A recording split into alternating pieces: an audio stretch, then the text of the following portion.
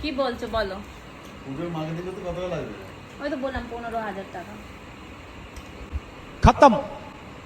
15,000 টাকা? হ্যাঁ, আমার 15,000 টাকা লাগবে।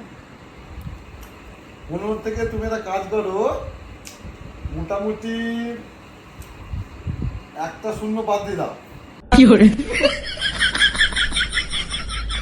কার কার জন্য কিনতে হবে সেটা ইম্পর্টেন্ট না, ইম্পর্টেন্ট হচ্ছে তুমি আমার হাতে পুজোর মার্কেটিং এর জন্য ক টাকা দিচ্ছ। আগের বছর তুমি কত দিয়েছিলে? 5,000 টাকা, 4 টাকা দিয়েছিলাম। আগের বছরে তো অনেক টাকার মার্কেটিং করেছি বাবু। হ্যাঁ, আগের মানে বছর আমি ছাড়া তুমি তো কালকে একা যাবে, ওই জন্য। অত শত বুঝি না, আমাকে 15,000 টাকা দাও, তারপরে দেখছি। 15,000 টাকা দিয়ে দেয় নাকি? তা কত দেবো? ওই 5,000, ওই 5,000, ওই 5,000। তোমার টাকা তোমাকে দাও, তোমার কাছে দাও।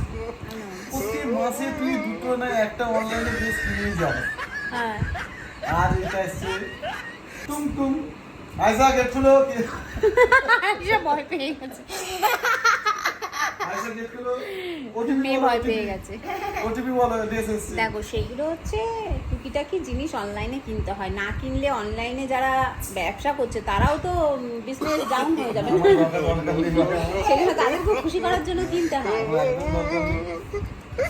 অফলাইনেও কিনতে হবে, অনলাইনেও কিনতে হবে। আমি জানি যা না। কালকে 2,000 টাকা দিয়ে দেবো, মার্কেটিং করে তুমি থাকবো না। আর আমার শুধু একটা জিনিস নেবে, সেটা হচ্ছে একটা ভালো দেখে তুমি জামা নিয়ে চলে আসবে, জামা শেষ। জামা তোমার তো সবই আছে, আবার জামা কিসে লাগবে? হ্যাঁ, তোমার তো সবই আছে। জামা লাগবে, কি গরম লাগছে আমার। গরম লাগে, মাথার তলায় তো ফ্যান চলছে, ওই যে কত বড় একটা ফ্যান চলছে।